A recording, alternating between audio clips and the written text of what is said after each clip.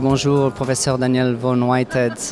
Je suis responsable de la politique des salaires au Bureau international du travail à Genève. Je suis aussi professeur à Sciences Po à Paris et chargé de cours à l'Université de Genève.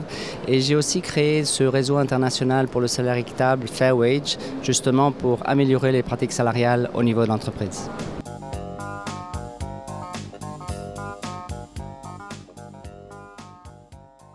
Le constat sur les salaires au niveau mondial, c'est que l'on voit qu'il y a eu une sorte de modération salariale au niveau mondial.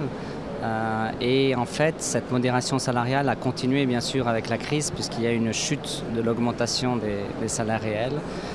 Donc, il y a une modération salariale au niveau macroéconomique, mais aussi au niveau des entreprises. Les entreprises ont été un petit peu obsédées par les coûts salariaux et ont oublié toutes les autres fonctions du salaire.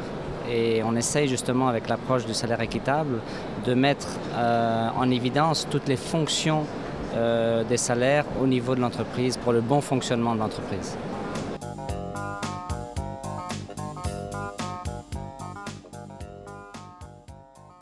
Écoutez, dans certains domaines, il y a des progrès. Par exemple, dans le bon paiement des salaires de manière fréquente. Donc là, il y a des progrès. De plus en plus, il y a un salaire minimum, donc là aussi, il y a un progrès. Mais dans d'autres domaines, on voit qu'il y a toujours des problèmes en matière de disparité salariale, par exemple, entre hommes-femmes, ou de disparité salariale entre les hauts dirigeants et l'ensemble des salariés.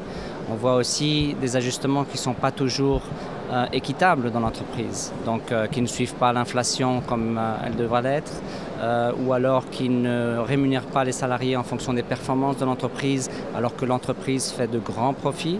Donc tous ces domaines sont importants, le dialogue social dans l'entreprise, tous ces domaines sont importants, interagissent, sont complémentaires et il est important de capturer les domaines salariaux dans toute cette complexité.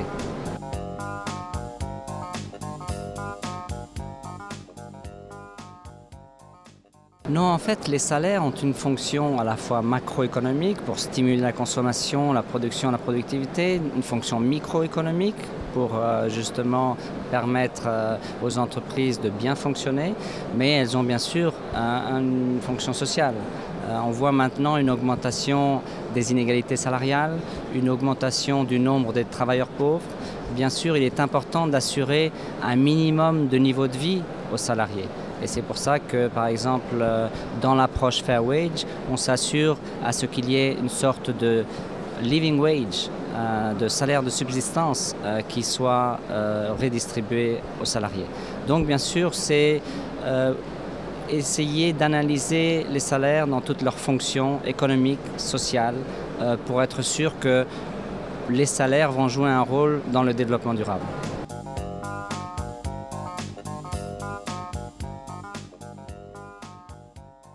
Oui, donc nous, ce qu'on fait, c'est qu'on propose à l'entreprise d'avoir des enquêtes auprès des dirigeants, des enquêtes auprès des salariés.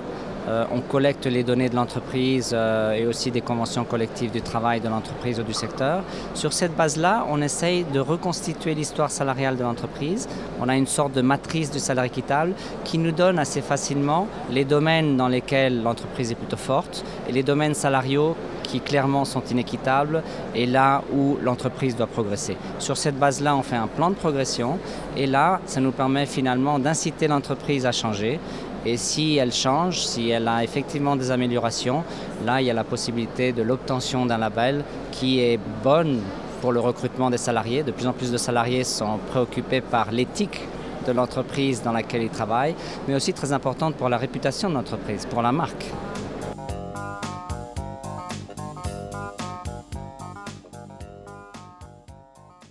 Je pense que quelque chose d'important, c'est de convaincre finalement les entreprises qu'elles ont tout à gagner à une transparence sur les salaires. C'est étonnant de voir que même des entreprises qui ont plutôt des niveaux de salaire importants, c'est souvent le cas par exemple des entreprises suisses, eh bien, elles ne jouent pas la transparence des salaires parce qu'elles préfèrent négocier individuellement avec les salariés. Alors que finalement, elles pourraient utiliser les salaires comme un outil de ressources humaines.